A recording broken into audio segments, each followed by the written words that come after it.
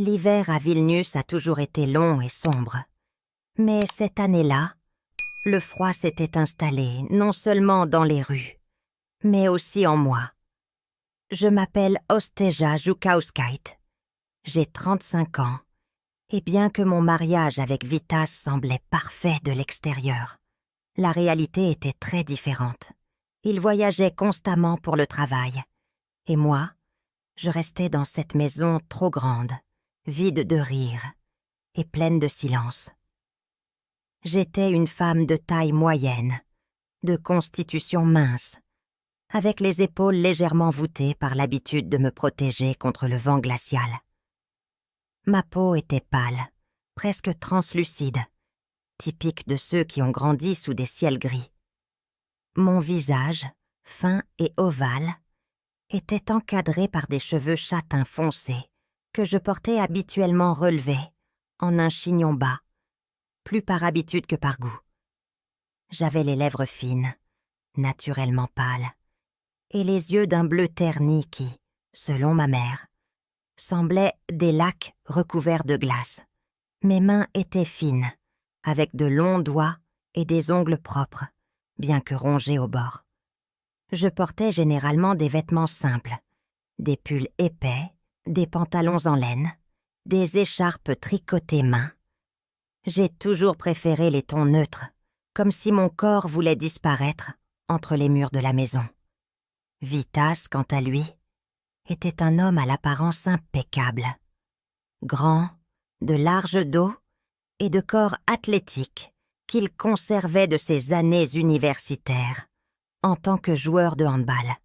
Il avait les cheveux sombres, courts, avec quelques mèches grises aux tempes, qui lui donnaient un air distingué.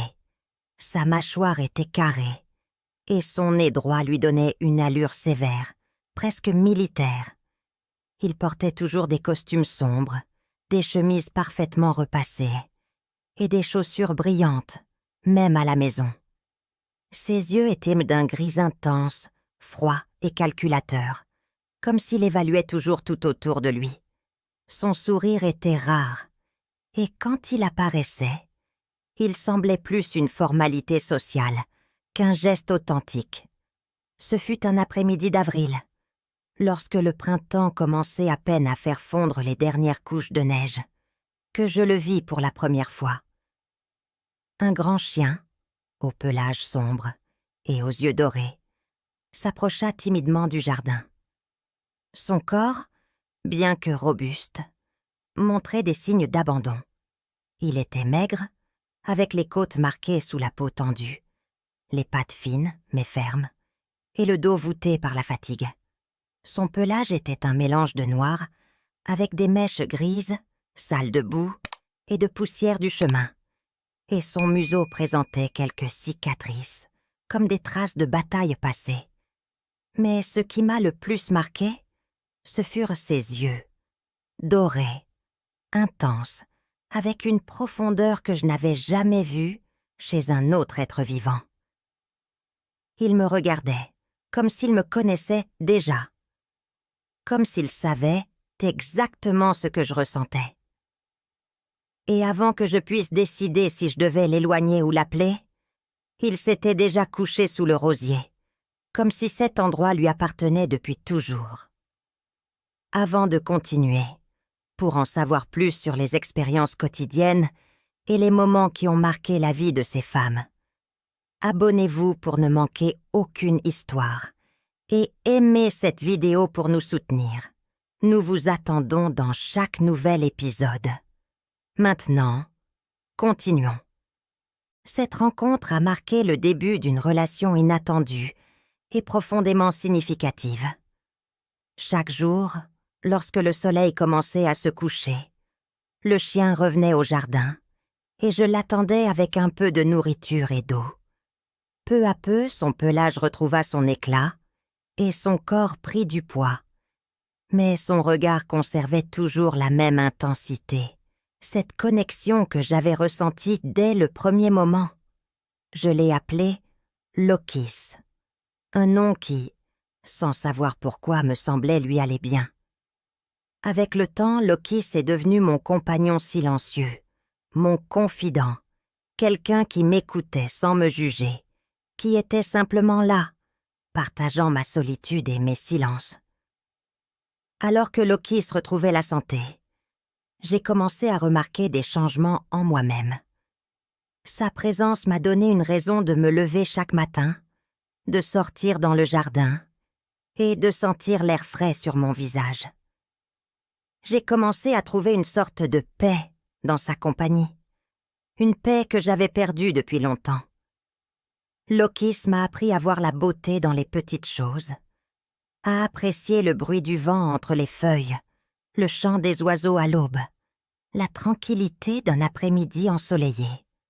Son amour inconditionnel m'a rendu une partie de moi que je croyais perdue, une partie qui avait besoin d'être aimée et acceptée telle que j'étais. « Que fais-tu ici, hein ?» murmurai-je, en me baissant pour tendre la main. Le chien ne recula pas. Au contraire, il s'approcha avec prudence, reniflant mes doigts, avant de les lécher avec sa langue chaude. J'ai ressenti un frisson, mais ce n'était pas de peur. C'était quelque chose de plus. C'était comme si une énergie passait entre nous, une connexion que je ne pouvais expliquer. « Tu dois avoir faim », dis-je, et je suis entrée dans la maison pour chercher quelque chose à manger. Lorsque je suis revenue avec un morceau de pain et un peu de viande froide, il était toujours là, en attente. Il l'a dévoré en quelques secondes, puis a levé la tête, me regardant comme si j'étais la maîtresse de son destin. « Je ne peux pas te laisser entrer, » murmurai-je, bien que je sache que je mentais.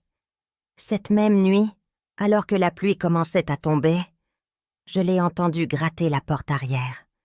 J'ai pris une profonde inspiration, regardé autour de moi comme si quelqu'un pouvait me juger, et je l'ai laissé entrer. Je l'ai appelé Lokis, ours, à cause de sa taille et de son pelage épais. Au début, il dormait par terre dans la cuisine, mais peu à peu, il a gagné en confiance. Et moi aussi. Sa présence dans la maison est devenue une routine réconfortante. Je ne me sentais plus aussi seule, aussi abandonnée dans cet espace vide. Lokis remplissait le silence avec sa respiration tranquille, ses mouvements doux, son regard constant. Vitas a appelé cette semaine-là, comme toujours, pour me dire que son voyage allait se prolonger d'un autre mois. J'ai raccroché le téléphone avec plus d'amertume que d'habitude, et je me suis laissée tomber sur le canapé. Lokis s'est approché, posant sa lourde tête sur mes genoux. Ses yeux m'observaient avec une intensité que aucun humain n'avait dirigée vers moi depuis des années. « Au moins, toi, tu ne m'ignores pas, » lui dis-je, caressant son oreille. Il a répondu en me léchant la main, puis le poignet. Et soudain, sans y penser, je me suis surprise à le laisser lécher mon bras.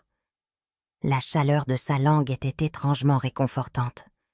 Ma respiration s'est accélérée quand j'ai remarqué où il se dirigeait. « Non, ce n'est pas bien, » murmurai-je, mais je ne l'ai pas arrêté. Et ainsi, tout a commencé. Ce fut une semaine plus tard. Vitas était toujours absent, et je ne pouvais plus supporter le vide dans mon lit. Lokis dormait à mes pieds, mais cette nuit-là, je l'ai appelé.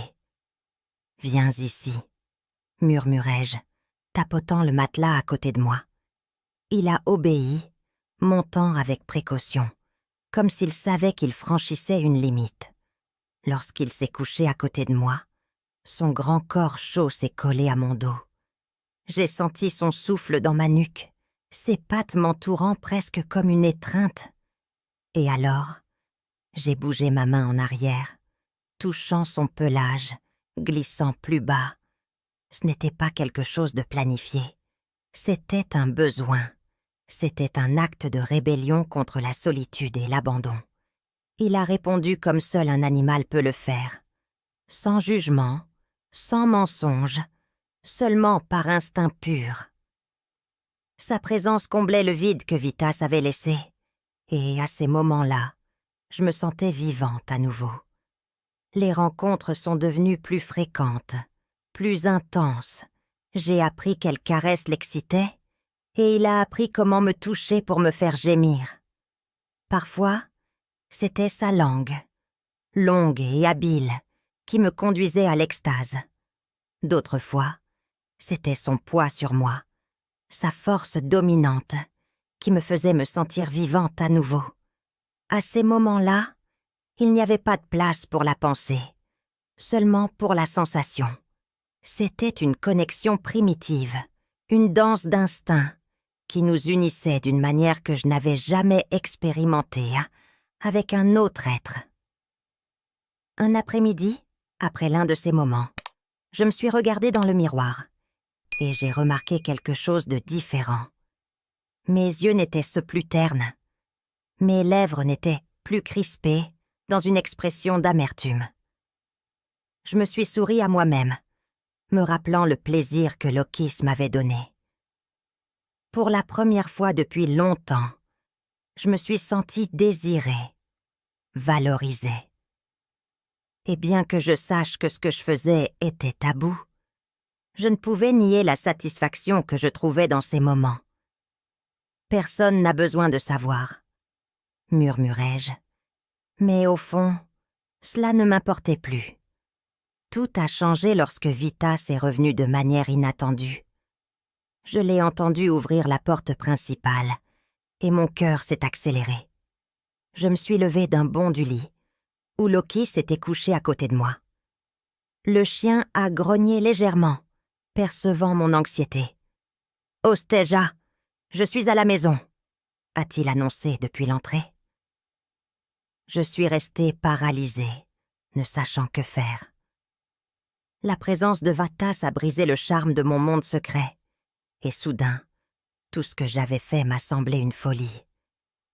Mais il y avait aussi une partie de moi qui se sentait libérée, qui ne voulait plus vivre dans le mensonge et le silence. « Tu dois te cacher » lui dis-je, le poussant vers l'armoire.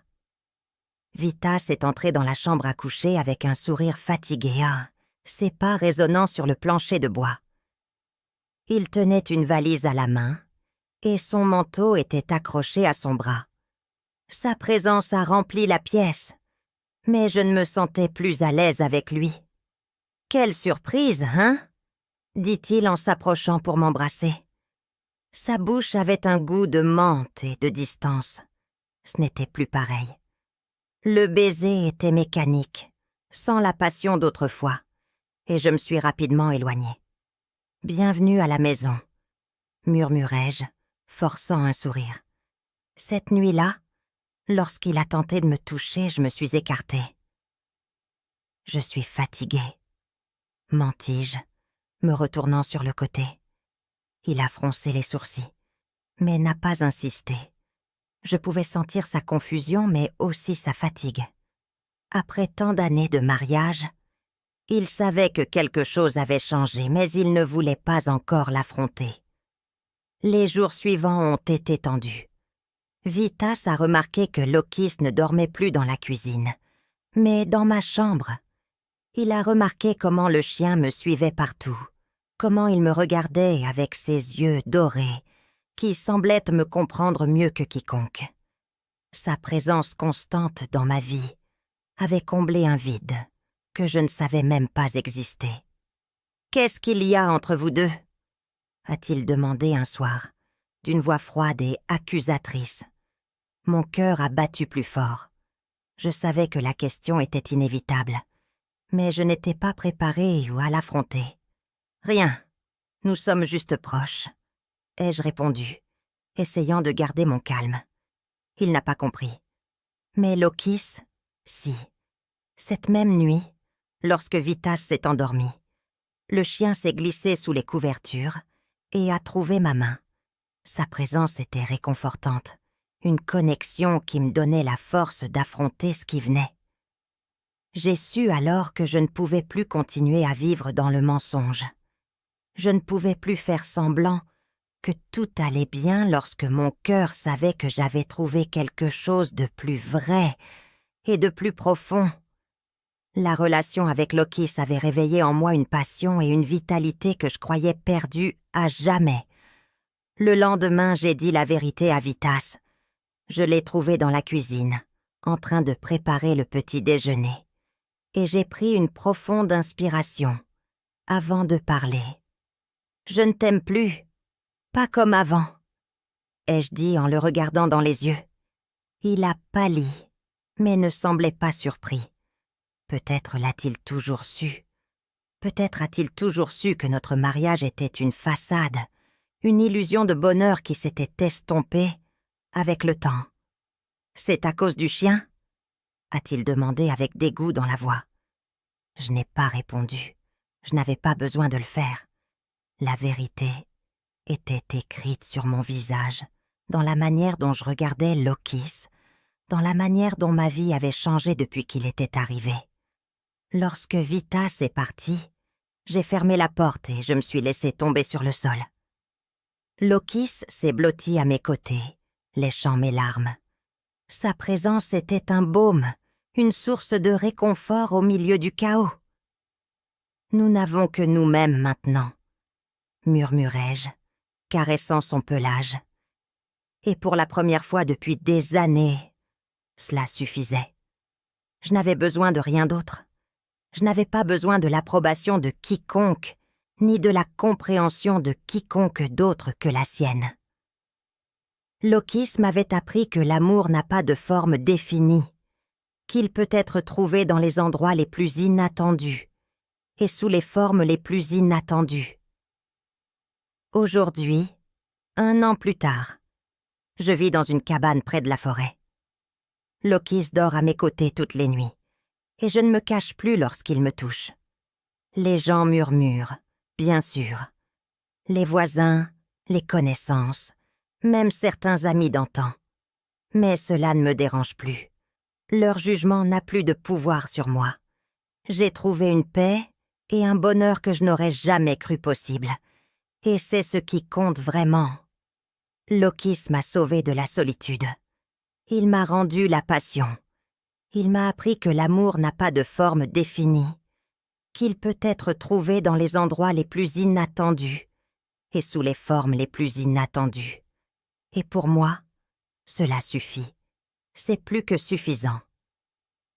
Merci de nous avoir accompagnés dans ce voyage d'émotions. Rappelle-toi que ton soutien signifie beaucoup pour nous. Si tu as aimé cette vidéo, n'hésite pas à mettre un like et à la partager. Nous avons encore beaucoup d'histoires passionnantes à raconter. Ne les manquez pas. Abonnez-vous et activez les notifications. À la prochaine.